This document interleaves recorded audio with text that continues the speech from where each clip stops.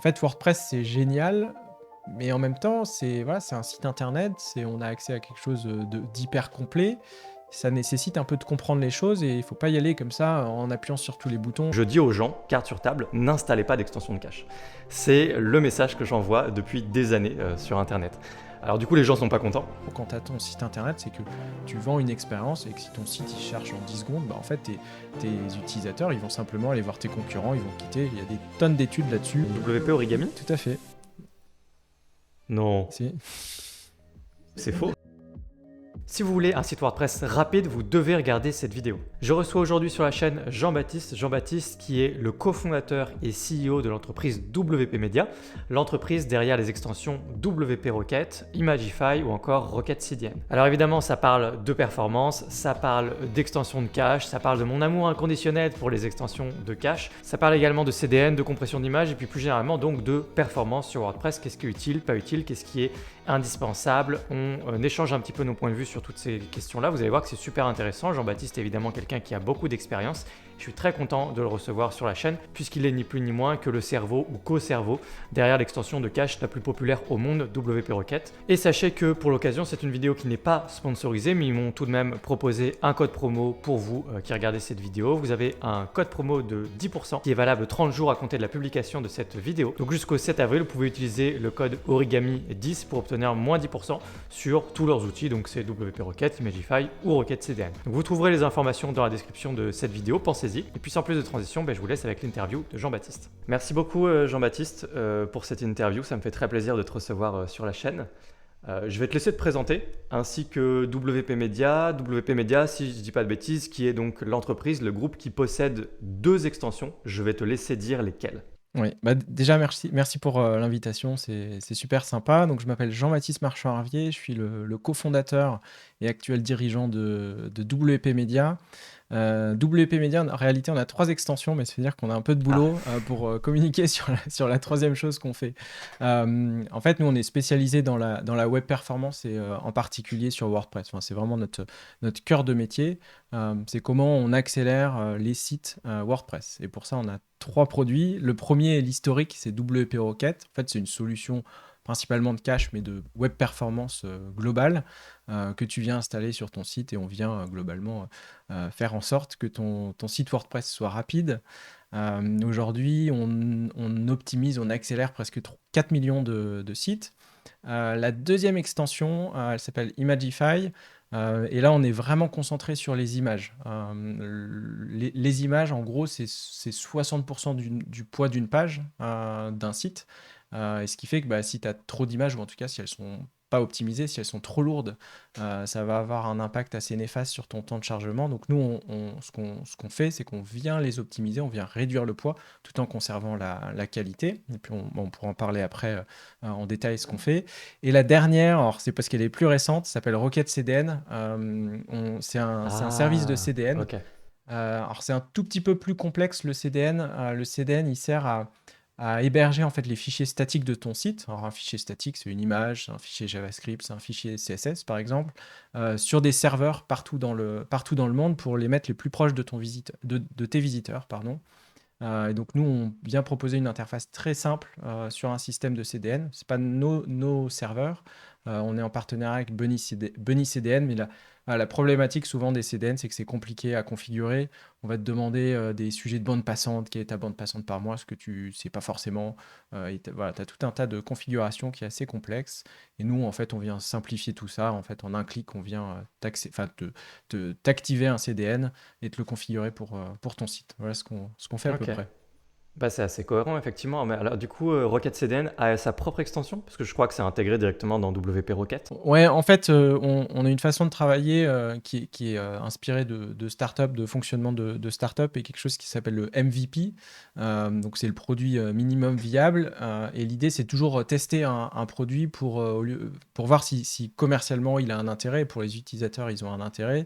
Et c'est ce qu'on a fait sur la plupart de nos produits et encore plus spécifiquement sur Rocket CDN. C'était de se dire, au lieu de présenter une extension complète avec tout ce que ça engendre, on va simplement l'intégrer en premier lieu dans WP Rocket et le proposer dans le plugin directement pour voir si en fait on a un marché, s'il y a une solution qui est intéressante. C'est ce qu'on a fait.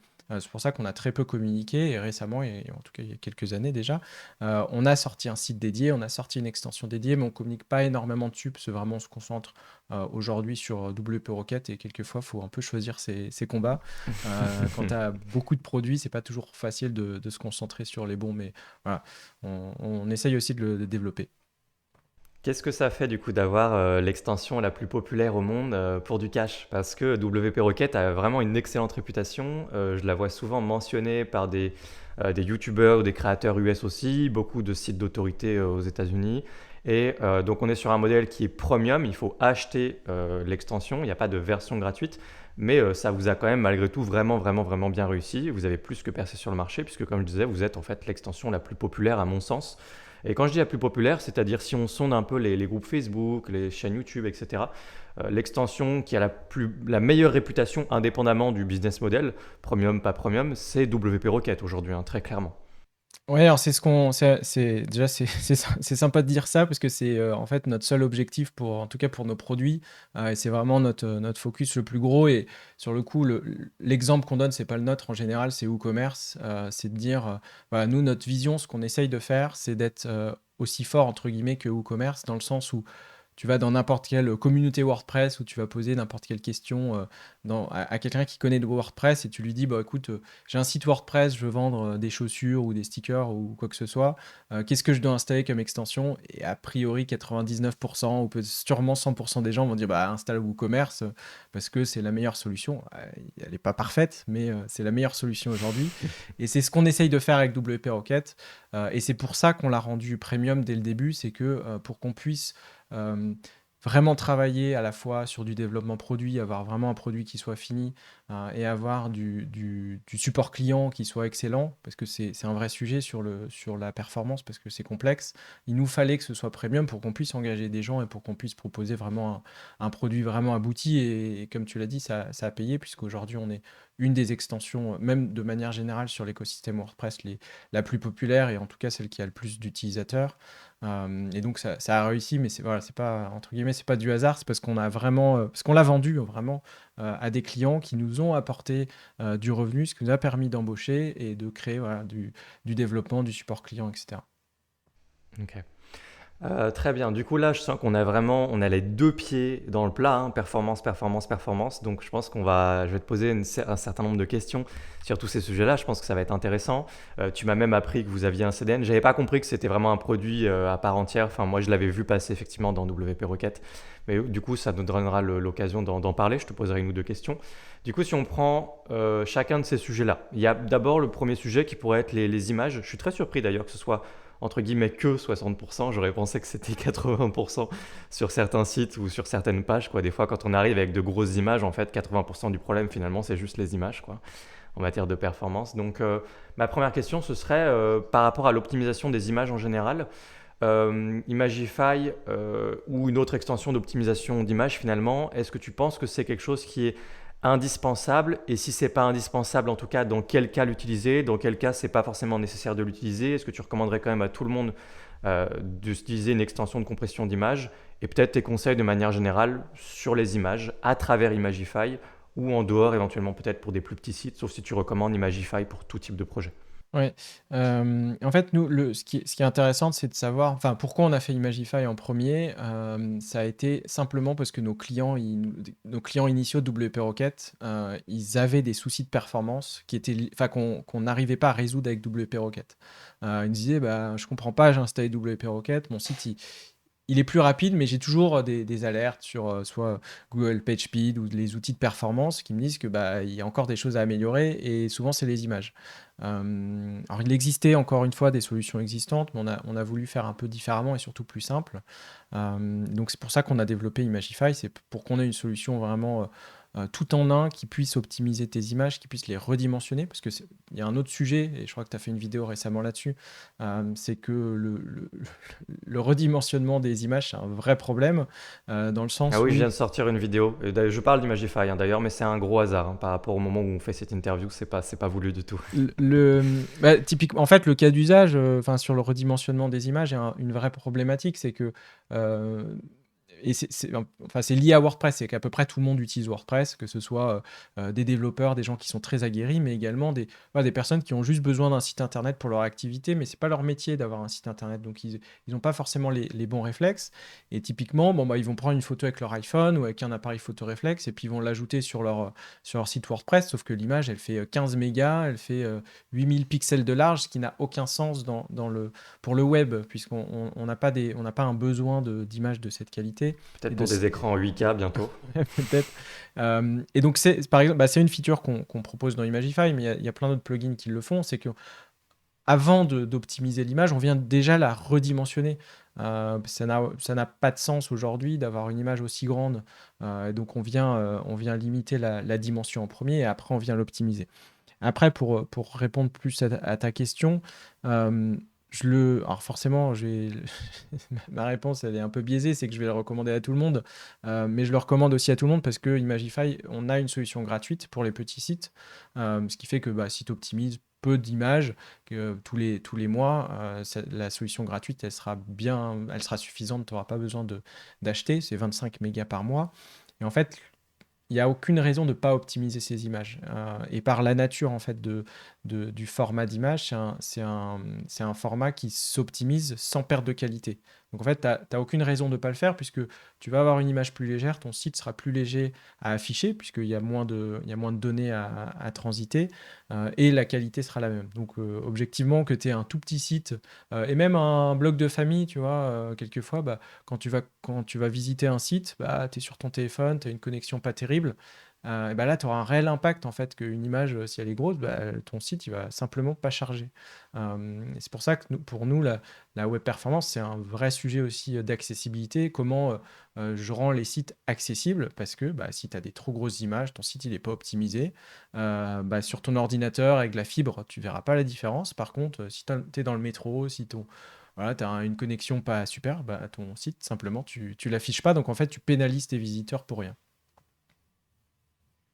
Du coup, c'est vrai que sur les gros sites, donc là je te rejoins, puis il y a un certain nombre d'enjeux sur les gros sites qui fait que ça a du sens assez rapidement. On peut citer par exemple le simple fait qu'un gros site égale beaucoup d'images, et quand il y a beaucoup d'images, il y a oui, on va tout optimiser à la main avant, etc. Ça c'est en théorie, mais en pratique personne ne le fait, ou c'est un peu long, c'est un peu chronophage, et finalement une extension d'optimisation d'image a tout son sens dès qu'on a un site qui est assez gros. Et puis il y a aussi le sujet des professionnels qui bossent avec leurs clients où on anticipe le fait que le client va uploader des images et donc il va pas forcément faire, c'est pas son taf de faire attention à compresser des images, etc. Puis au final, le mieux c'est d'installer une extension comme Imagify, comme ça tout est fait à la volée, le client se pose pas de questions, etc. Sur un plus petit site, admettons par exemple que je décide quand même d'essayer d'optimiser un peu avec 2-3 services en ligne, j'essaie de compresser un petit peu mes images avant. Dans un cas de figure comme celui-là, est-ce que Imagify permet d'aller encore un cran plus loin? Si on installe Imagify sur un site qui a déjà des images qui ont été compressées, je mets Imagify, est-ce que mes images sont encore plus compressées?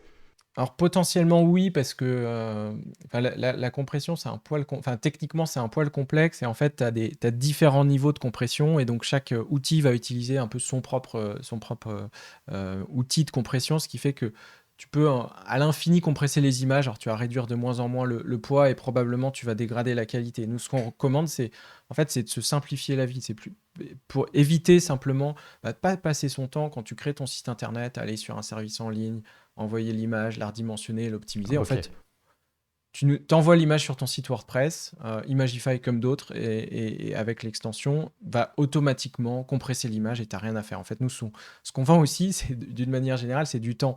Et la d'accord. performance, c'est ça, c'est à la fois le temps que tu vas faire gagner à tes utilisateurs, mais le temps que tu vas gagner toi ou à tes éditeurs. Si tu leur dis, bon, bah, à chaque fois que vous créez un post et que vous ajoutez des images, vous avez 8 steps pour bien mettre le bon format, la redimensionner, l'optimiser. Bon, c'est pas leur métier, en fait, eux, c'est d'écrire du contenu. Donc, envoie l'image sur ton WordPress et puis nous, automatiquement, on va garantir le fait que ton image, elle soit au bon format, compressée, etc. Ok. Et puis du coup, il y a aussi la conversion au format WebP. Ouais, que fait Imagify. tout à fait. Donc ça, c'est intéressant aussi. Ouais, juste pour donner, pour ceux qui connaissent pas, historiquement, en fait, on va dire, il y a 2 à 3 formats sur le web. Donc le JPEG, le PNG. Le PNG, il a la particularité qu'il accepte la transparence. Donc ça, c'est souvent utilisé sur les logos parce qu'il y a un fond transparent. Et ça fait bien une dizaine d'années que Google a créé un format qui s'appelle le WebP. La difficulté, en fait, des nouveaux formats, c'est simplement que les navigateurs, ils les acceptent pas ou pas tout de suite. Donc il y a toute une évolution de navigateurs qui doit être faite. Aujourd'hui, c'est plus un sujet pour le WebP. De mémoire, il y a plus de 90% des navigateurs ou même 95% des navigateurs qui l'acceptent et qui sont capables de rendre l'image. Donc nous, c'est quelque chose maintenant qu'on propose par défaut, en tout cas dans les prochaines semaines. Et là, il y a un nouveau format supplémentaire qui s'appelle la VIF. J'allais te poser la question. En fait, la vidéo qu'on a mentionnée juste avant, qui vient de sortir et qui parle d'Imagify notamment, j'ai un commentaire et je me suis dit que c'était parfait, c'était pour toi. Donc j'étais en train de chercher le commentaire à l'instant. Quelqu'un qui me demande merci pour ces infos et le format AVIF dans tout ça. Tu n'en parles pas, pourtant il est bien pris en charge sur WordPress et il compresse mieux. Voilà, Ouais, si tu peux peut-être répondre à cette personne du coup. il a tout à fait raison. Il est mieux, il est pas encore totalement. Enfin, pour nous, il n'est pas au niveau en termes de prise en charge des navigateurs, il n'est pas suffisamment élevé pour l'activer par défaut, parce que tu auras des navigateurs qui vont pas le comprendre. Donc notre boulot aussi sur Imagify, c'est de gérer la rétrocompatibilité pour les navigateurs qui vont comprendre un AVIF, qui sont capables de le lire ou non. Mais effectivement, ça, on est en train de le développer. On est en QA dessus, donc c'est-à-dire qu'on est en train de tester. Le développement est terminé, on est en train de faire tous les tests pour voir si la fonctionnalité fonctionne bien sur l'ensemble des cas. Donc d'ici, ça devait être la semaine dernière, mais d'ici 1 ou 2 semaines, on devrait pouvoir release une nouvelle version du plugin qui justement va automatiquement convertir vos fichiers en AVIF, qui est un nouveau format encore meilleur, on va dire, que le JPEG, que le WebP, etc. Ok. Quand on dit meilleur, au final, ça va se répercuter sur le poids de l'image, ça va être encore un peu plus petit. On va gagner Exactement, encore, tout en conservant la qualité, de- parce que ça, c'est le vrai sujet. Parce qu'on est capable de réduire le poids d'une image, on peut te la réduire à 99%, mais elle va être toute pixelisée, et ça, personne ne le veut. Donc ça, c'est le vrai sujet, c'est comment on arrive à garantir la qualité de l'image, et c'est là où Avif apporte encore plus de qualité là-dessus, c'est qu'il va réussir à réduire considérablement le poids de l'image, tout en gardant une qualité, tu peux pas le voir. À l'œil nu, c'est impossible de voir la différence. Ok. Super, bon bah très bien, Imagify finalement envoie un message, c'est parfaitement raccord avec la chaîne, envoie un message de simplicité, donc moi ça me va très très bien. C'était la meilleure façon de proposer Imagify du coup aux personnes qui nous écoutent. Faites les choses plus simplement quoi finalement. Ce qui nous emmène au sujet suivant, le sujet du cache. Alors celui-là je pense qu'on va beaucoup s'amuser. Je te fais un petit topo. Les gens sur cette chaîne savent mon désamour partiel pour le cache. Je vais expliquer pourquoi. Il y a une raison. Parce que le cache, c'est très bien, par ailleurs. Moi, ce que je dis souvent, en fait, ce que j'ai observé pendant des années, avec les extensions de cache, avec mes élèves, avec les gens qui regardent mes vidéos, avec les élèves en formation, etc., c'est que j'ai l'impression qu'il y a pratiquement un problème sur 2 sur WordPress qui est lié à une extension de cache. Et en fait, j'ai remarqué une relation assez intéressante entre les gens qui ont l'impression que WordPress, c'est quelque chose de compliqué et le fait qu'ils aient une extension de cache qui crée les problèmes qu'ils avaient sur leur site WordPress et qui faisait que WordPress c'est compliqué, il y a toujours des problèmes, etc. Ils viennent me voir, ils disent j'avais un problème, ma page est cassée, WordPress j'en peux plus. Et je leur dis vous avez une extension de cache vous avez purgé l'extension de cache, vous avez juste désactivé l'extension de cache, regardez, essayez pour voir et en général il n'y a plus de problème. Et du coup, ce que j'ai fait, c'est que j'ai décidé dans les conseils que je prodigue, et sachant que moi, ce qui m'intéresse, c'est donner des conseils à 80% des gens qui m'écoutent, et il y a les 20% restants. Les 20% restants, c'est les gens qui savent ce qu'ils font, c'est les pros, c'est les gens un peu plus avancés, c'est les gens qui passent plus de temps dans tout ça. Mais il y a les autres, les autodidactes, les gens qui ne se posent pas trop de questions, les gens qui arrivent, ils font un site rapidement sur WordPress. Et pour ces gens-là, je me suis dit, en fait les gars, installez simplement pas d'extension de cache en fait, et ça va bien se passer. Et souvent, comme ça fait plusieurs années que je recommande de travailler avec Gutenberg, avec les blocs, moi ce que j'ai constaté c'est qu'en fait, quand tu bosses avec Gutenberg, que tu t'occupes de tes images, concrètement, une extension de cache, ce que je dis, le message que j'envoie depuis plusieurs années, C'est pas nécessaire, c'est pas indispensable, c'est pas obligatoire et vous aurez moins de problèmes. Donc je dis aux gens, carte sur table, n'installez pas d'extension de cache. C'est le message que j'envoie depuis des années sur Internet. Alors du coup, les gens sont pas contents. Notamment, j'ai fait une vidéo il y a pas très longtemps où je disais les 9 erreurs, je crois que c'était ça, 9 erreurs sur WordPress. Et j'ai dit l'erreur courante, installer une extension de cache. Alors évidemment, du coup, c'est un peu provocateur, j'en ai bien conscience, parce que par ailleurs, j'ai bien compris qu'une extension de cache, c'était très vertueux. C'est très intéressant, le site est plus rapide, ça décharge aussi en partie le serveur, donc c'est une bonne chose. Enfin, ça a normalement que des avantages, si ce n'est que ça rend les choses un peu plus compliquées pour un certain nombre de personnes. Qu'est-ce que tu penses de mon conseil? Est-ce que tu penses que ce que je dis a du sens? Est-ce que tu penses que je prends le problème par le mauvais bout? Est-ce que tu es d'accord, pas d'accord avec moi? Et dans quel cas tu recommanderais d'utiliser WP Rocket? Peut-être que ça va être comme Imagify et tu vas me dire 100% des cas pour tout le monde. Parce que la remarque que tu m'as fait avant qu'on démarre l'interview, et qui est tout à fait juste, c'est que c'est vrai que la performance, c'est un sujet qui concerne 100% des sites. Donc WP Rocket, potentiellement, s'adresse à 100% des utilisateurs WordPress. Alors, il y a beaucoup de choses à dire. Je vais commencer vraiment par déjà le point performance. Euh, Aujourd'hui, à mon avis, et même hier, c'était le cas, et ça allait de plus en plus, il est absolument indispensable d'être concentré aussi sur la performance de son site web. Et en fait, c'est pas moi qui le dis, c'est pas nous qui le disons parce qu'on veut vendre nos solutions. En fait, c'est Google qui le dit. Et aujourd'hui, c'est ça qui est assez intéressant d'un point de vue business, c'est que nous, on est une entreprise qui est drivée par ce que dit Google. On fait pas du SEO, néanmoins, et on est complètement en raccord là-dessus. En fait, Google, ce qu'ils disent et ce qu'ils ont dans leur manière de travailler, leur manière de construire leur moteur de recherche, c'est de dire nous, on essaye de mettre en avant les sites qui proposent la meilleure expérience utilisateur. Et donc, il y a tout un tas de critères là-dedans. Et un des critères qui est hyper important, c'est le temps de chargement. Euh, de manière générale, personne n'aime attendre. Quand tu as un site qui va charger en 5 secondes, 10 secondes, parce que c'est le cas des sites WordPress aujourd'hui, en fait, si tu ajoutes quelques petits trucs, tu ajoutes des images pas optimisées, un hébergement qui est pas dingue, tout un tas de plugins qui sont pas forcément optimisés, qui vont rajouter plein de JavaScript, un thème pas bien, pas top, bah, ton site, en fait, il va charger en 15 secondes. Après, c'est sûr que si tu as simplement un WordPress nu sans aucun plugin avec le thème par défaut qui est extrêmement bien fait d'un point de vue performance, ton système de cache, il va pas énormément apporter, il va pas avoir un impact énorme. Néanmoins, la réalité, c'est que les sites internet et surtout des gens qui sont un peu novices, bah, et qu'est-ce qu'ils vont faire à chaque fois qu'ils ont un besoin, ils vont installer un plugin. Ça va rajouter potentiellement du temps de chargement. C'est pas forcément lié. Tu peux avoir 100 plugins sans que ça ait Ouais. un impact. Néanmoins, la réalité, Ouais. c'est que souvent, les plugins, ils ajoutent des fonctionnalités, ils ajoutent des fichiers, JavaScript, etc., qui fait que à la fin, ton site, il est super lent, et ça, on le voit tous les jours.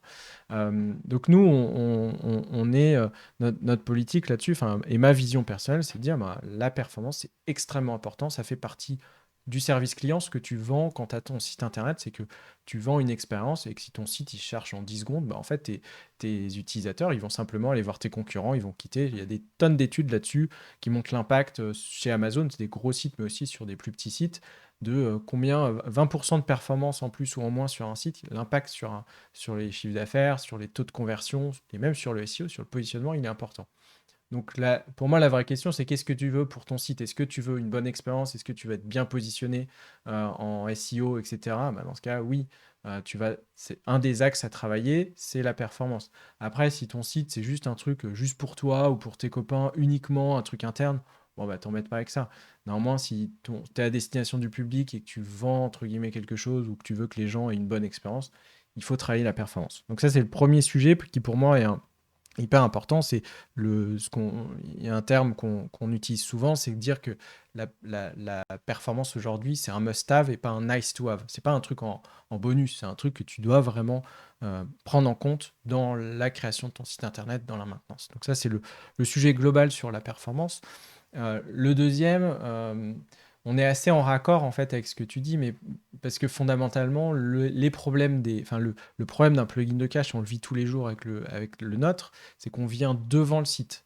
Donc en gros, tout ce qui passe sur le site, enfin tout ce qui arrive dans le site, ça passe par le plugin de cache. Donc ce qui fait que ça, nécessairement, à un moment donné, ça crée des problèmes, parce qu'il y a des conflits en fait. Et c'est ça le problème, c'est que tu as 500 plugins différents, enfin, 5000 même, et ce qui fait que t'as plein de choses qui arrivent et qui sont quelquefois en contradiction. Et donc nous, le gros travail qu'on fait, c'est comment on gère toute cette compatibilité. Parce qu'en réalité, les problèmes en général, c'est la compatibilité. Et pour te donner la genèse de pourquoi on a fait WP Rocket initialement, c'est parce qu'on était frustré des solutions existantes. Et c'était vraiment, et on se retrouve je me retrouve dans la description que tu fais, c'est qu'en fait, c'était hyper compliqué à utiliser. Tu avais 8000 pages d'options. Une fois sur deux, ça a créé un souci parce que tu comprenais pas trop ce que ça faisait. Donc, tu cochais toutes les cases et ça fonctionnait pas et tu n'avais pas de la bonne performance. Donc, c'est vraiment pour ça qu'on a fait WP Rocket. Aujourd'hui, ce serait mentir de dire que ça pose pas de souci. Ça arrive parce qu'il y a des problèmes de compatibilité. Parce que, en fait, on gère pas l'externe. On n'est pas dans un système fermé comme un iPhone où tu gères la totalité tu contrôles tout. On est dans un système WordPress open source où en fait n'importe qui peut faire un plugin. Tu as des centaines de plugins qui sont créés tous les jours probablement. Donc nous, on ne peut pas suivre tout ça et on ne peut pas être certain que notre solution ne pose pas de soucis. Et tu as des options en plus qui font que en termes de performance, c'est très intéressant, mais ça nécessite de les configurer un peu finement, faire des exclusions, etc. Donc c'est pas donné pour tout le monde. Euh, Néanmoins, nous, et ce sera le dernier point de ma réponse, c'est que aujourd'hui, et c'est ce qu'on a poussé, c'est que quand tu actives WP Rocket, par défaut, en fait, juste à l'activation, tu auras à peu près 70 à 80% des fonctions et des fonctionnalités qui sont activées et donc du temps de chargement qui sera réduit. Et je veux dire, il y a 99% de chances que tu n'aies aucun problème juste avec ça et que tout fonctionne. Par contre, si tu commences à aller dans les options liées au JavaScript, liées aux images, liées au CSS, tu vas regarder la minification, tous ces sujets-là, c'est là où tu vas avoir des soucis. Alors, si tu veux aller plus loin, c'est bien, et on te permet de le faire. Néanmoins, effectivement, dans toutes ces options, surtout si tu ne comprends pas et que tu dis, bon, bah, je vais cocher toutes les cases pour être sûr que mon site soit plus rapide, mais la réalité, c'est pas ça. C'est que ça nécessite un peu de connaissance. Alors, on fait un gros travail, nous, pour donner de la documentation, pour avoir un support client excellent. Et c'est là-dessus où je veux aussi pousser, c'est que si tu as un problème aujourd'hui, et c'est là-dessus où on était frustré, c'est si tu as un problème avec ton plugin de cache, WP Rocket en particulier, mais les autres, ils ont pareil, ils ont un support, bah tu nous contactes et nous, on vient regarder le problème, pourquoi tu as un souci, et on va te proposer la solution sans que tu désactives ton plugin de cache, parce qu'il n'y a pas de raison que ça ne marche pas, et tu auras un site plus rapide. Donc il y a toujours des solutions pour que ça fonctionne. Moi, je peux que recommander d'avoir un système de cache WP Rocket ou un autre, parce que c'est bon pour la performance. Mais après, il ne faut pas que tu actives forcément toutes les options, surtout si tu n'es pas technicien, parce que tu auras forcément des conflits. Mais c'est notre boulot et c'est là où on veut aller, nous, en tant que produit, c'est qu'un client il puisse activer toutes les options possibles et que ça bug jamais. C'est un énorme travail, c'est probablement presque insurmontable, mais en tout cas, c'est notre fer de lance et là où on veut aller. Ok. Donc oui, tu confirmes que c'est vrai que j'avais vu ça. WP Rocket mettait vraiment en avant sa volonté de t'actives l'extension et tu as déjà plein de trucs qui sont activés, ton site est déjà plus rapide sans rien faire et il n'y a pas de problème, quoi. C'est-à-dire que ça, mis à part, en plus vous faites plein d'autres choses que tu caches. Enfin, il y a plein d'autres petites options que vous avez rajoutées au fil du temps, désactiver des trucs dans WordPress, etc. qui fait que vous êtes même un peu davantage qu'une extension de cache et tout ça, ça arrive dès qu'on installe et qu'on active WP Rocket sans effort, quoi. Oui, tout à fait. Après, mais c'est logique, mais ça revient avec enfin, la philosophie de développement de logiciel et ce qu'explique WordPress et ce qu'on essaye de suivre. Eux, ce qu'ils ont, tu liras un peu dans les mantras de WordPress, alors je ne sais plus comment ils s'appellent, mais en gros, les guides de développement d'un produit WordPress, ils ont un truc qui dit c'est Decision Not Option. En gros, c'est Oui. quand tu crées un produit, toi, tu dois prendre des décisions et tu ne dois pas laisser l'option à l'utilisateur. La raison pour laquelle ils disent ça et ce qu'on croit fondamentalement, c'est que plus tu donnes d'options à l'utilisateur, plus il va être frustré parce qu'il va pas forcément comprendre ce que fait une option spécifique et il va avoir peur de l'activer. Et il va être frustré parce qu'il dit bon bah je l'active pas mais j'ai pas l'impression d'utiliser notre produit. Et ça on le voit tous les jours parce qu'on a malheureusement des options. Mon souhait c'est qu'on ait plus d'options du tout mais c'est impossible. Et donc les utilisateurs ils veulent tout cocher parce qu'ils se disent ah bah non moi j'ai payé, je veux utiliser 100% du produit, je veux absolument tout activer. Et souvent le problème il vient de là. Ouais, c'est marrant, effectivement, je suis tombé sur les différents mantras du projet WordPress et j'étais tombé sur cette phrase Decision not options. Mais j'ai toujours eu le sentiment que dans WordPress, c'était plus un vœu pieux que le résultat aujourd'hui. C'est un vœu pieux, une volonté de se rapprocher de quelque chose comme Apple finalement, comme tu disais, un truc un peu plus. Mais bon, est-ce que vraiment. Je pense que c'est vraiment une sorte de mirage au loin dans l'horizon, qui est un truc vers lequel tendre et vers lequel on n'y arrivera jamais, mais vers lequel tendre quand même en permanence, quoi. Ouais, mais tu as des options, enfin, en tout cas, tu as des solutions concrètes. Je trouve que WordPress fait un bon boulot là-dedans, de manière générale. T'as Ok. pas tant d'options que ça. T'en as, mais c'est nécessaire, c'est un site internet, mais t'es pas dans un cadre où tu as 8000 pages d'options avec plein de choses qui ne servent à rien. Nous, on a essayé Hmm. de beaucoup suivre ça. T'es obligé d'avoir à un moment donné des options pour exclure certaines choses, mais pour te donner un exemple des choses qu'on a mis en place en suivant ça, alors c'est vieux maintenant, mais par exemple, t'as un truc, c'est que tu peux compresser avec gzip tes pages. Et pour ça, tu as un bout de code à mettre dans un fichier htaccess en général, ou enfin, en tout cas, tu parles à ton serveur pour lui dire ça. Et ça, c'est une bonne pratique de performance. Il n'y a aucune raison de ne pas le faire. Euh, Avant qu'on arrive, tous les plugins de cache, ils avaient cette option, ils demandaient à l'utilisateur, est-ce que tu veux activer la compression gzip de tes pages? Pour nous, ça n'a aucun sens en fait. Et c'est là où ça prend tout son sens, le Decision Not Option. Nous, t'actives WP Rocket, on te l'active par défaut et on ne dit même pas qu'elle existe cette option. Ça n'a aucun sens de te demander si tu veux l'activer ou non. Alors après, je te rejoins, c'est un mirage tout ça, mais voilà, c'est une vision, c'est un chemin de dire on essaye d'enlever le plus d'options possible pour qu'à la fin, on ait le truc le plus simple. Et c'est vrai que nous, on s'inspire beaucoup d'Apple très modestement parce que, en tout cas, dans la façon dont ils créent les produits, il y a ce côté-là. Mais en même temps, il faut satisfaire tout le monde. Et tu as des gens qui préfèrent être sur Linux ou Windows où tu as 8000 pages de configuration parce qu'ils veulent absolument avoir ces petites modifications-là. Ok, super intéressant. Il te reste un dernier produit dont on n'a pas trop parlé du coup, qui est ton CDN, votre CDN. Alors le CDN, donc pour rappel, hein, vraiment, c'est un réseau d'ordinateurs qui a un certain nombre d'assets de votre site internet. C'est par exemple tout ce que vous trouvez dans l'onglet médias, finalement, les images, s'il y a des vidéos, des audios, des trucs comme ça, ce serait également le cas. Et puis bah, une partie du code du site aussi. Tout ça, c'est stocké à travers un réseau d'ordinateurs un peu partout dans le monde. Et puis du coup, bah, c'est servi plus proche du visiteur. Ça permet d'accélérer le site et là aussi, encore une fois, de décharger un petit peu l'hébergeur, puisque du coup, il y a une partie qui n'est pas servie par l'hébergeur, mais par le CDN, le réseau d'ordinateurs. Donc, encore un pilier supplémentaire en matière de performance, un sujet assez important, le CDN. Est-ce que c'est quelque chose que tu recommanderais aussi de mettre en place pour un peu tout type de projet, tout type d'envergure de site, c'est-à-dire des petits sites comme des gros sites? Quel est ton positionnement par rapport au CDN? Est-ce que c'est un peu plus un nice to have ou on est quand même proche du must have pour toi? Ouais. Alors sur le coup, vraiment, ça dépend. Et c'est amusant que j'ai fait un post LinkedIn hier où je parle justement de pourquoi il ne faut pas mettre de CDN et que ça n'a pas toujours de sens d'avoir du CDN.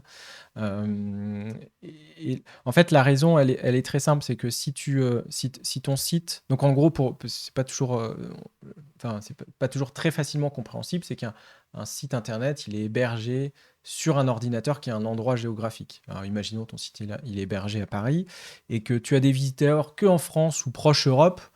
En fait, le temps entre tes visiteurs et le data center à Paris, il sera très rapide. Donc, ça n'a aucun sens de mettre un CDN. Le CDN, il vient rapprocher tes contenus pour des utilisateurs qui habitent loin, enfin, qui visitent ton site qui est loin géographiquement. Donc, si tu as plein de visiteurs aux US, qui est notre cas sur WP Rocket, là, ça a du sens parce que tu viens stocker ton site quelque part aux US, ce qui fait que tu as un temps de latence qui est très faible, enfin en tout cas qui est bien raccourci par rapport à si tu avais ton site uniquement à Paris. Donc en fait, il faut juste savoir qui sont tes visiteurs. Si tu as des visiteurs uniquement français ou proche Europe, ça n'a aucun sens de mettre un CDN, ça va te coûter de l'argent pour rien, ça va pas apporter de plus-value en termes de performance. Donc en gros, c'est juste un sujet géographique. Est-ce que tu as des visiteurs partout dans le monde? Et puis, quel est quel est quel est le pourcentage de tes visiteurs? Si tu as 0,1% qui sont aux US, puis en fait, c'est peut-être des bots, bon, bah, t'as pas trop d'intérêt d'en mettre. Ok, donc ouais, un sujet un peu plus secondaire, mais qui peut faire une différence assez importante selon la nature du projet, la nature du trafic sur le site Ouais, web, tout à quoi. fait. Donc tu as très bien résumé par ailleurs, de toute façon. Du coup, on veut qu'on a balayé le sujet du cache, des images, du CDN. J'ai envie de te dire, est-ce que tu as d'autres conseils finalement, Jean-Baptiste? D'autres conseils en matière de performance? Si jamais tu devais aller encore un peu plus loin, est-ce que le sujet de la désactivation page par page, par exemple, de script, ce genre de choses, comme Perf Matters, etc. Est-ce que c'est un sujet important selon toi? Et au passage, est-ce que c'est dans les cartons ou pas chez la Rocket Family? Ouais. En fait, ce qui est compliqué avec la performance, c'est que, c'est une question de compromis, en tout cas sur ton site. Typiquement, bah, aujourd'hui, si tu veux un site extrêmement rapide, bah, tu fais juste une page HTML noire et blanche, sans image, sans style. Et là, tu peux pas être plus rapide que ça. Donc, en fait, du moment que tu vas rajouter des fonctionnalités, des effets visuels, etc., bah, ton site sera un peu plus lent. Donc, c'est ça le sujet de la performance, c'est que c'est toujours une balance de dire est-ce que tu as besoin de cette fonctionnalité-là, de cet affichage-là en particulier, parce que ça aura nécessairement un impact sur ta performance. Tu vois, typiquement, un slider, alors c'est bien, enfin c'est bien en tout cas d'un point de vue graphique, ça peut être C'est joli. joli, c'est pas forcément pertinent. Néanmoins, voilà, il y a beaucoup de gens qui en utilisent, mais ça a nécessairement un impact négatif sur ta performance. Nous, on vient le limiter, mais voilà. Donc c'est toujours cette question de compromis. Donc ça, c'est le premier point. Le deuxième point, c'est qu'on a un point sur la performance, en tout cas dans notre produit, puis dans tous les produits, c'est pareil, c'est qu'une fois que tu as fait le gros, c'est-à-dire que tu as créé un système de cache, tu as optimisé les différents fichiers, bah, en fait, tu vas aller chercher toujours un peu plus, et puis la petite la milliseconde qui va changer. En fait, on est un peu, c'est comme sur des sports de haut niveau, sur la Formule 1 par exemple, où bah, en fait, une fois que tu as ta voiture, bah, ce sera des tout petits ajustements qui fera que ça a un impact, et c'est la multiplication de ces ajustements. Mais le problème, c'est que plus tu avances, plus ces ajustements, ils demandent énormément de coûts de développement, ils sont très complexes à faire pour un impact minime. Donc c'est aussi notre métier, c'est de savoir, OK, quelles, quelles sont les fonctionnalités sur lesquelles on va investir qui vont avoir un impact important et surtout qui seront simples à configurer pour l'utilisateur. Typiquement, tu vas pouvoir désactiver certains plugins sur certaines pages. C'est génial d'un point de vue opérationnel et le gain que tu peux apporter sur le site. Ce qui est plus compliqué, c'est que derrière, ça nécessite un gros boulot côté utilisateur, ou en tout cas, il y a beaucoup de travail côté interface pour qu'ils puissent choisir ce qu'il faut désactiver, que ça puisse pas poser de soucis, etc. Donc c'est aussi cette balance de savoir qu'est-ce qu'on met et qu'est-ce qu'on propose à l'utilisateur, parce que si derrière, il doit passer 1 heure de plus pour configurer son site pour gagner en fait 50 millisecondes, bon, est-ce que ça a du sens? Donc ça, Ok. c'est effectivement des sujets sur lesquels on réfléchit, on travaille. Nous, il y a aussi ce qu'on essaye de faire le plus, c'est de travailler plus côté SaaS, c'est-à-dire que on a des serveurs externes qui vont pouvoir faire des opérations sur ton site d'optimisation, parce qu'on va pouvoir parser tout ton site et par exemple t'enlever les fichiers CSS qui ne sont pas utilisés, qui ne sont pas affichés sur le site. Et ça, sur le coup, ça va avoir un très gros impact, mais tu as zéro configuration à faire, ou quelquefois tu vas avoir eu une ou deux exclusions. Mais c'est vraiment là-dessus qu'on essaye de pousser nous, c'est des choses qui peuvent avoir un impact important et sur lequel l'utilisateur a peu de temps à dépenser, parce que quand tu as un site internet, tu n'es pas là pour, pour régler la performance de ton site, tu es là pour créer du contenu, vendre des choses, mais t'es pas là. Voilà, nous, c'est un peu notre mantra, c'est dire euh, nos utilisateurs ne sont pas des experts de la performance et ils ne devraient pas s'en soucier. On est là pour eux pour s'en soucier, pour essayer de leur rendre la vie plus facile, mais concentrez-vous sur votre site, créez du contenu et laissez-nous faire la performance. On essaye de vous faire le truc le plus simple possible. Si je te force à hiérarchiser les trois choses les plus importantes, du plus important au moins important, restons sur trois.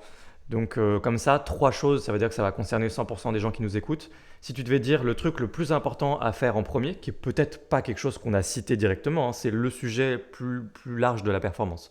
Donc peut-être qu'on sait les images, le cache ou quelque chose qu'on n'a pas cité. Peut-être tu vas parler de l'hébergeur ou du choix de page builder ou des choses comme ça, je sais pas.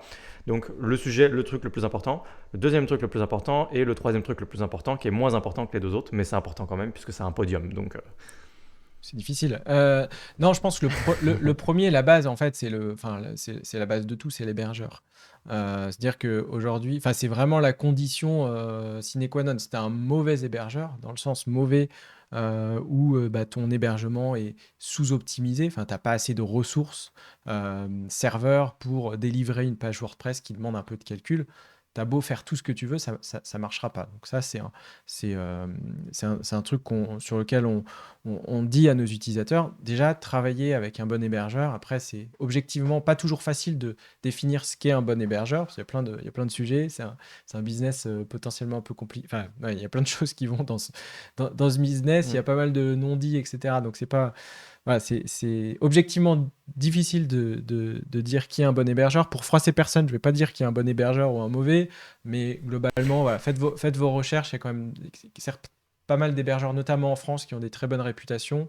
Donc déjà, il y a un travail à faire à ce niveau-là.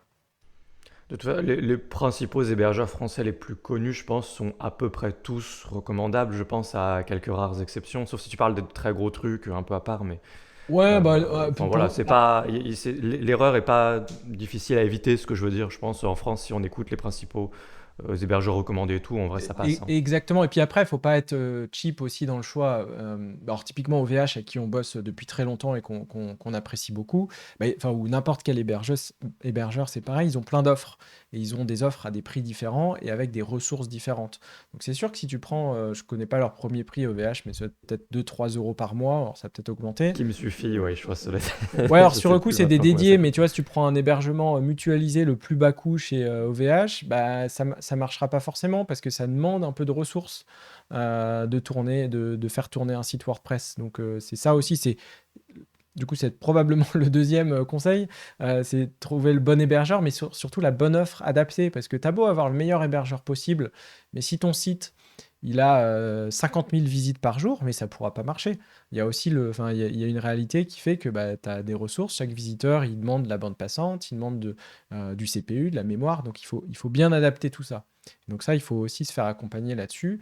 Il y a des hébergeurs qui automatiquement vont t'upgrader en fonction de tes ressources. Donc voilà, il y a tout un sujet à creuser sur bah, quel est ton site, quel est ton nombre de visites, et puis comment tu peux gérer ça. Euh, la deuxième, ce serait, alors je pense que c'est plus global, c'est en gros aller sur la simplicité. Dans le sens simplicité, bah, bah, tu multiplies pas, tu prends pas 8 pages build, tu prends pas un thème hyper complet, je sais pas, je donne Astra par exemple, et puis tu lui rajoutes pas 8 page builders différents, parce qu'à un moment, enfin, ça peut pas marcher. Donc le, moi, je suis assez contre les page builders de manière générale, surtout que maintenant WordPress va dans ce sens-là, donc tu peux globalement faire beaucoup de choses sans page builder et externe. Ah, je t'attendais pas sur ce terrain-là. Toi, tu recommandes plutôt, quand c'est possible, de pas forcément utiliser donc ce que tu appelles un page builder, ça va être les grands acteurs du marché, les mentors, Divi et tout. Tu te dis que En fait, c'est pas. c'est bien ce qu'ils font. Enfin, nous, c'est pas vraiment notre façon de travailler parce qu'on développe nos thèmes sur mesure. Donc, on n'a pas trop cette vision-là. Après, moi, c'est juste de manière pragmatique. Je me dis, il y a un truc intégré dans WordPress qui te permet quand même enfin, de faire des choses assez poussées.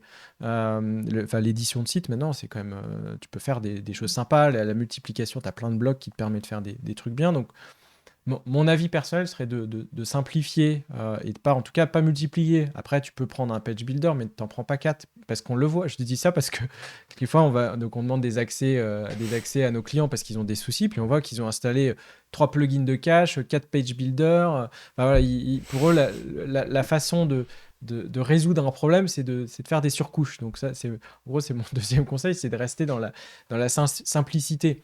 Après, c'est très bien s'ils ont un page builder, mais simplement voilà, d'être sûr qu'il fonctionne bien et de pas de rajouter des fonctionnalités parce que Ouais. bah, typiquement, tu as les page builders qui vont te proposer une fonctionnalité en plus. Bah, tu peux, dans ce cas-là, utilise-la directement plutôt que de réinstaller un plugin qui va te permettre de faire ça.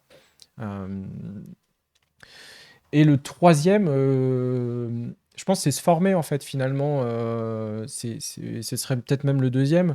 La deuxième chose, c'est que en fait, WordPress, c'est génial, mais en même temps, voilà, c'est un site internet, on a accès à quelque chose d'hyper complet. Ça nécessite un peu de comprendre les choses et il faut pas y aller comme ça en appuyant sur tous les boutons sans comprendre. Et je pense enfin, il y a des tonnes de contenus, le tien en fait partie. Il y en a plein des contenus français ou hors français qui sont vraiment excellents et qui te permettent de comprendre comment fonctionne un site internet. T'as pas besoin d'être développeur parce que c'est ça la force de WordPress, c'est que tu peux faire plein de choses sans être développeur. Normalement, il faut que tu comprennes aussi un petit peu les choses, essaye de voir de manière générale comment fonctionne un site et quel est le besoin que tu cherches à résoudre en créant ton site et à aller derrière sur une solution simple. Bon, t'as été très sympa du coup, puisque t'as pas rebondi sur tes propres extensions, sur ce que vous faites sur WP Media, mais si moi je devais faire l'exercice rapidement de hiérarchiser, de prioriser sur ce que vous faites et sur les grands sujets que sont cache, image, etc., je mettrais personnellement, et tu vas me dire si tu es d'accord avec ce classement, le sujet des images en premier, le sujet du cache en deuxième et le sujet du CDN en troisième. Si je devais faire le même podium par rapport à ce que vous proposez dans vos produits aujourd'hui, je les rangerais comme ça. Est-ce que tu es plutôt d'accord avec moi? Bah oui et non. Moi, je mettrais vraiment le cache en premier parce que D'accord. c'est là où tu auras vraiment un impact hyper important sur le temps de chargement. Parce qu'en fait, ce qu'il faut comprendre, c'est comment fonctionne le cache. Alors nous, on fait pas que ça dans WP4, mais c'est ça qui a globalement le plus d'impact. Euh, Ce qu'il faut comprendre, en gros, quand tu vas visiter une page de ton site WordPress, donc ça, c'est codé avec du PHP. MySQL, donc qui est la base de données, et puis derrière, c'est rendu avec du HTML. Et en gros, bah, quand tu vas aller sur ta page, il y a tout WordPress qui va charger, plein de code PHP qui va dire, ah bah, on a un visiteur qui est sur la page d'accueil, est-ce que ce visiteur est connecté? Non, donne-moi le contenu de la page d'accueil. Enfin, tout ça prend du temps, il y a plein de requêtes qui se font, et c'est un gros travail. Et en fait, le travail du cache, en tout cas, comme on le fait, et ce système de cache en particulier, c'est qu'on vient simplement récupérer le résultat de tout ce calcul-là pour directement l'afficher au visiteur. C'est-à-dire que quand il y a un visiteur qui revient, on n'a plus tout ce calcul-là. On lui affiche directement la page.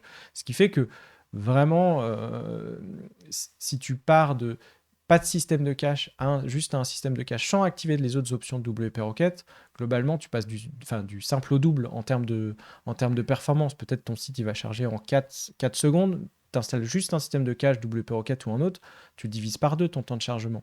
Alors que si tu optimises juste les images, bah, je pense que tu auras moins d'impact. Et puis surtout, bah, ça va dépendre des pages. Si tu as une page sans images, bah, zéro impact. Si ta page d'accueil, tu as 800 images, bah, tu as aussi des impacts.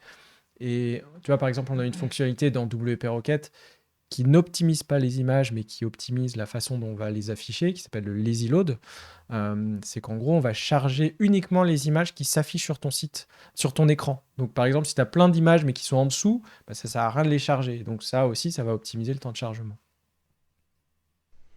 Ok, très bien. Donc cache d'abord. Si on hiérarchise, si on se force à hiérarchiser vraiment, qu'est-ce qui aurait le plus d'impact pour que si les gens nous écoutent et se disent je veux faire un seul truc qui a le plus gros impact possible en matière de performance sur mon site, c'est clairement une extension de cache pour toi. Du coup. Ouais, tout à fait. Et après, si c'est une question de budget, il y a plein d'extensions de cache qui sont gratuites, des solutions d'optimisation d'images. Et nous, on n'est pas là pour. Enfin, nous, notre vision, c'est comment on peut accélérer les sites WordPress. Si les personnes utilisent notre solution, c'est très bien, mais s'il y a plein d'autres solutions alternatives gratuites, parce que pas tout le monde gagne de l'argent avec son site, et il y a un coût qui est réel et c'est un des problèmes, à mon sens, de WordPress, c'est que tu as tout un tas de coûts cachés. C'est que tu payes ton hébergement, tu vas payer ton thème, tu vas payer ton page builder, tu vas payer ta formation, et en fait, tu as tout un saucissonnage de coûts, ce qui fait qu'il y a un réel coût d'utilisation. Et quand tu regardes un système comme Wix ou Squarespace, où en fait tu payes une fois juste ton hébergement un peu plus cher, juste la plateforme, mais que dedans tu as tout, tu peux aussi te poser la question de la pertinence. Et voilà, il y a aussi cette question de coût à bien prendre en compte. Ok, très bien. Du coup, on arrive à la fin de cette interview. J'ai envie de te poser la question, moi, qui m'intéresse le plus, c'est quel avenir pour WP Rocket, Imagify, et puis si jamais il y a d'autres extensions ou projets en vue, si jamais tu veux nous faire des petites annonces, moi c'est avec grand plaisir. Moi je suis là pour ça, les annonces fracassantes. Surtout que cette interview, on va la passer, tu sais, j'ai une chaîne en anglais aussi. Ok, Je pense que du coup, pour le plaisir, je vais faire une petite intro où je parlerai face caméra en anglais, puis on passera l'interview en anglais aussi. ok, Je pense qu'on va faire ça par IA, ça va être sympa. ok. On va J'ai bien peur. rigoler. Donc si tu as des petites annonces à faire, là, tu les fais au monde entier. Magnifique, magnifique. Alors, non, je vais te décevoir parce qu'en fait, on est très ambitieux dans ce qu'on veut faire, mais on n'est pas. Enfin, c'est une ambition qui est un peu particulière. En fait, ça rejoint un peu ce que je te disais en début, c'est que notre seule ambition, c'est de dire comment on peut faire comme WooCommerce. Donc, comment on peut être simplement le produit qui est la meilleure réputation et qui vient résoudre le plus de problèmes en termes de performance. Donc, c'est vraiment notre fil rouge et là, vers là où on va. En fait, c'est un travail de fourmi, en fait, c'est de suivre. Et c'est ça aussi qui est un petit peu difficile avec notre business parfois, c'est qu'on est aussi guidé par Google parce que aujourd'hui, la performance, elle évolue très vite, mais elle évolue aussi par Google et par les outils de Google qui, du jour au lendemain, vont dire, bon, bah, ça, en fait, c'est pas bon pour la performance. Donc, nous, derrière, il faut qu'on trouve une solution dans nos produits pour qu'on puisse résoudre ce problème spécifique. Et puis, demain, peut-être qu'ils vont dire, ah bah non, maintenant, on n'a plus ce sujet-là sur la performance. Bon, bah, potentiellement, on peut aussi l'enlever de notre produit. Donc, on a plein d'idées de fonctionnalités parce que ça fait sens pour nous. On arrive, je pense, à un point où on a une maturité très importante de notre produit, où on a un gros travail, et c'est vraiment la vision, nous, c'est de réussir à... Et ça rejoint ton point de dire, bah, faut pas utiliser des plugins de cache parce que ça crée trop de bugs. Bah, nous, on essaye justement de les résoudre au maximum, et c'est là où on est très focus, c'est de se dire, on fait en sorte que quand tu actives une option, ça puisse marcher à 100%. Donc c'est vraiment notre boulot. C'est plutôt que de rajouter des tonnes de nouvelles options, c'est de se concentrer aussi sur les options qu'on a et d'être sûr que ça marche dans 100% des cas pour qu'en fait on les mette par défaut et que moi mon produit parfait pour WP Rocket c'est t'actives le produit et c'est tout. T'as pas de configuration. T'en auras forcément parce que tu as des pages à exclure, t'as des choses comme ça. Mais on- nous on a vraiment la passion de la simplicité de manière générale dans la fonction de gérer notre entreprise, mais aussi sur le produit où on se retrouve beaucoup. Et la simplicité, bah, ça passe par enlever des options et ça passe par proposer quelque chose d'efficace pour l'utilisateur. Donc, c'est vraiment notre feuille de route. Donc, j'ai pas de trucs fracassants. On va pas annoncer de l'IA ou je ne sais quoi. Ce qu'on essaye vraiment de faire, c'est de simplifier au maximum. Requête hosting, Non, pas de... requête commerce, Non, des choses non, comme et ça. c'est Non, et c'est le truc ça aussi, c'est n'existe que pas. ça, on a fait une erreur dans le passé pour ceux qui nous connaissent depuis longtemps. À un moment donné, on a commencé à faire plein de choses, et ce qui est très, très amusant, c'est qu'on avait l'idée, on avait embauché 2 personnes pour faire ça, de créer une boutique de thèmes pour WordPress. Et cette boutique de thèmes, on voulait l'appeler WP Origami. Je crois qu'on avait acheté on avait acheté le thème, le domaine. WP Origami? Tout à fait. Non, Si. c'est faux. Non, non, c'est vrai. Non, c'est Non, vrai? non, je peux te retrouver Ah, c'est des dingue. discussions. D'accord. Parce qu'en fait, on avait le côté, enfin, on trouvait le nom vraiment trop bien pour des thèmes, parce que tu as le côté, tu le plies, tu en fais un peu tout ce que tu veux, on avait le logo, etc. Et on voulait vraiment créer des thèmes qui répondaient à des besoins très spécifiques. Et on a embauché 2 personnes pour ça, on a fait un plugin de sécurité. Voilà, on s'est trop diversifié, on a vraiment fait cette erreur qui nous a coûté beaucoup de temps et de perte de focus. C'est pour ça qu'aujourd'hui, enfin, et depuis longtemps, notre seule vision, c'est la web performance. C'est ce qu'on aime faire, c'est là où on est bon, où on est reconnu, et on fera que ça. Parce que c'est ce qui nous passionne et ça a du sens et ça simplifie. Parce que si demain on commence à faire un plugin de formulaire de contact, un truc de SEO, enfin, on est perdu et voilà, on va pas forcément apporter de la bonne qualité à nos utilisateurs. On souhaite vraiment apporter quelque chose de qualitatif et on croit qu'en étant concentré sur un seul élément, c'est là où on sera le meilleur. Parfait. Bah écoute, merci beaucoup pour ton intervention sur la chaîne, Jean-Baptiste. Je résume du coup, vous avez 3 produits aujourd'hui. Tous ces produits-là, donc vous focalisez pardon, sur la web performance. Vous travaillez les images, le cache, le CDN, WP Rocket avant tout qui est la Rolls-Royce aujourd'hui du coup des extensions de cache sur WordPress. Donc on est sur une extension premium directement, mais vraiment l'extension avec la meilleure réputation qui est très agréable à utiliser. J'allais dire je plus sois, faute de le dire autrement du coup, je plus sois. Donc WP Rocket d'une part, qui est une super extension, Imagify d'autre part pour optimiser vos images simplement à la volée sans vous prendre la tête sur votre site WordPress. Et puis un CDN que vous avez lancé plus récemment, mais quand on dit plus récemment, bon ça date pas non plus de la semaine dernière. Il y a quelques années Voilà, maintenant. ça fait quelques années. Donc du coup, vous trouverez les liens de tout ça en description, évidemment, de cette vidéo, de cette interview. Et puis, bah, au plaisir du coup de se retrouver pour une autre interview, peut-être d'ici quelques années, quand il y aura 3 produits de plus, et on refera un point sur la performance où en est WordPress. Je pense que ce sera intéressant de se retrouver d'ici quelques années. Avec plaisir. Merci beaucoup. J'espère que cette interview de Jean-Baptiste vous aura plu, que vous aurez appris des choses et que vous allez même implémenter de nouvelles pratiques dans votre quotidien de webmaster, que ce soit une extension de cache, un CDN, de la compression d'images ou finalement tous les autres conseils que Jean-Baptiste vous a donnés dans cette vidéo. Pensez au code promo que vous avez dans la description de cette vidéo. Si jamais vous voulez vous lancer WP Rocket, Imagify, vous pouvez obtenir moins 10% avec le code que vous trouvez dans la description de cette vidéo. Je vous le répète, Origami10. Et surtout, n'oubliez pas de vous abonner à cette chaîne si ce n'est pas déjà fait pour plus de vidéos et de contenu sur WordPress et acheter un œil dans la description de cette vidéo. Si jamais vous voulez vous former à WordPress, j'ai un catalogue de formations sur des tonnes de sujets e-commerce, freelancing, monter un site pour un restaurant, un espace membre, etc. Vous trouvez vraiment plein de formations, lien dans la description de cette vidéo. Et je vous dis à très bientôt dans une prochaine vidéo sur cette chaîne. Ciao!